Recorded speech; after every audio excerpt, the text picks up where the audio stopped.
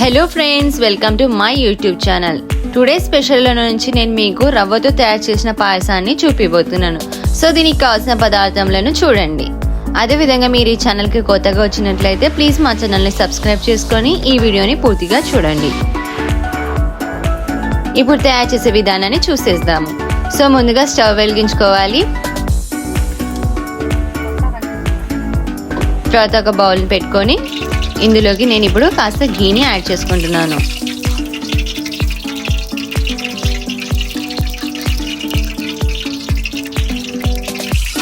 ఘీని add చేసుకున్న తర్వాత ఒట్టి కొబ్బరిని మనము ఈ విధంగా నేను కట్ చేసి పెట్టుకున్నాను. సో ఈ విధంగా మనం యాడ్ చేసుకొని ఘీలో ఫ్రై చేసుకోవాలి.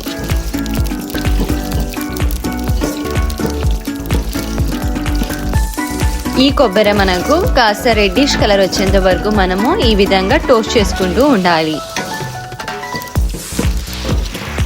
కలర్ చేంజ్ అయిన తర్వాత ఒక ప్లేట్లో తీసుకొని సైడ్కి పెట్టుకోవాలి. సో ఈ విధంగా మనకి కలర్ చేంజ్ అయింది, చూసారు కదా. సో నేను ఇప్పుడు ప్లేట్లో తీసుకుంటున్నాము, మనము తీసుకొని పక్కన పెట్టుకుంటున్నాము. తర్వాత ఇందులోకి మనము వట్టి ద్రాక్షని యాడ్ చేసుకొని ఈ విధంగా ఫ్రై చేసుకోవాలి.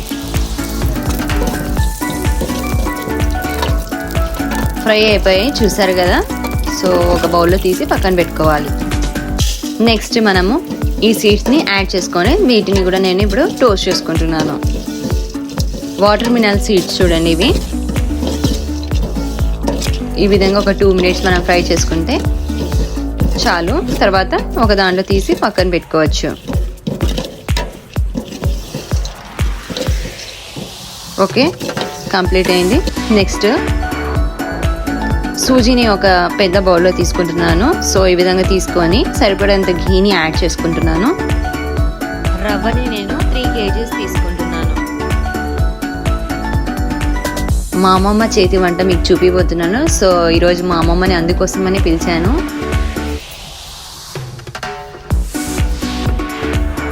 సో ఈ విధంగా మనం సూజీలోకి ఘీ యాడ్ చేసుకొని ఈ విధంగా ఫ్రై చేసుకున్నట్లయితే రవ్వ అనేది బాగా పొడి పొడిగా అవుతుంది. పాయసం చేసినప్పుడు చాలా చక్కగా కుదురుతుంది. సో అందుకోసం అనేసి మనం ఈ విధంగా ఫ్రై చేసుకోవాలి.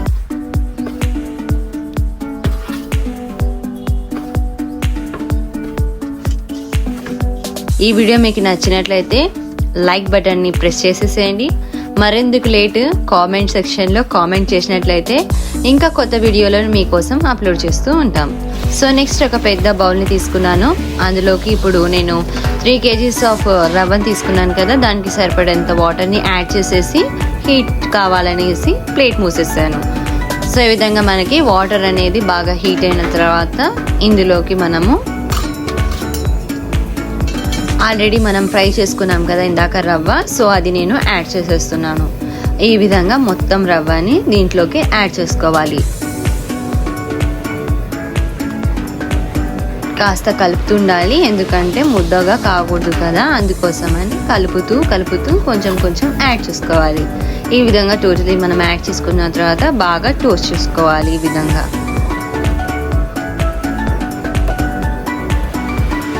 బాగా ఈ విధంగా మనం గిరప్ చేసుకున్న తర్వాత పాయసం అనేది చక్కగా కుదురుతుంది. సో ఇది మేము పూర్ పీపుల్ కోసం అనేది ప్రిపేర్ చేస్తున్నాము. ఇవి రోజు కాస్త స్వీట్గా ఉంటే వాళ్ళు కూడా స్వీట్గా తినేసి హ్యాపీగా ఫీల్ అవుతారనేసి స్వీట్గా చేస్తున్నాము. సో ఇందులోకి మేము 3 kgs ఆఫ్ జగ్గరి అంటే బెల్లంని యూజ్ చేస్తున్నాను. కావాలంటే చక్కెర కూడా యూజ్ చేయొచ్చు, కానీ నేను ఈసారి జగ్గరితో తయారు చేసే పాయసాన్ని చూపించబోతున్నాను కాబట్టి 3 kgs ఆఫ్ బెల్లంని యాడ్ చేశాను. రవ్వ కూడా 3 kgs తీసుకున్నాను. అదేవిధంగా ఈ బెల్లంని కూడా నేను 3 kgsని తీసుకున్నాను. సో ఈ విధంగా మనం యాడ్ చేసుకున్న తర్వాత బాగా స్టిరప్ చేసుకోవాలి.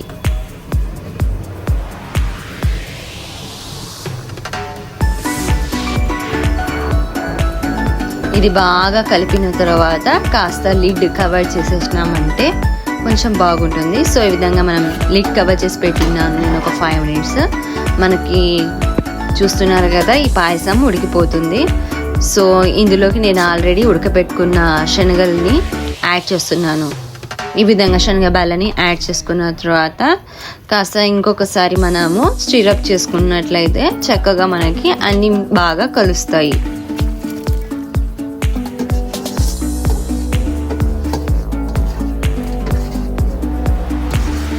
ఈ విధంగా టోటల్లీ నేను ఇప్పుడు యాడ్ చేసేసాము.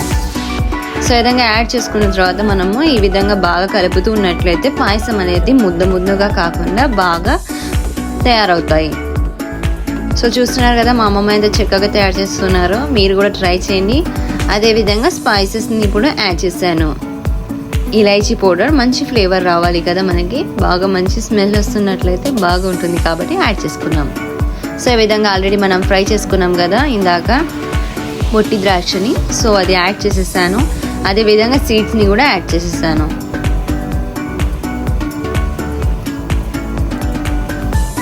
ఈ విధంగా ఆల్రెడీ మనము ఫ్రై చేసి పెట్టుకున్న కొబ్బరిని కూడా ఇప్పుడు యాడ్ చేశాను.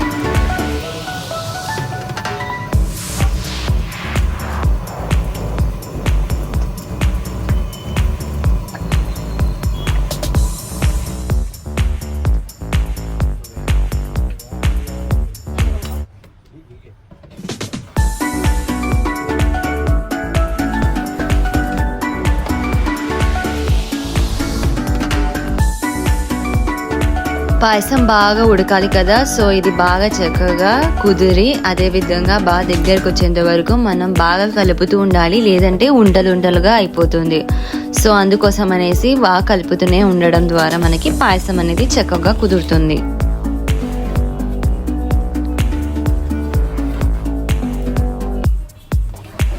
సో మనం ప్లేట్ మూసేసి ఒక 10 minutes వరకు లో ఫ్లేమ్ మీద పెట్టినట్లయితే మన పాయసం అనేది ప్రిపేర్డ్ అయిపోతుంది.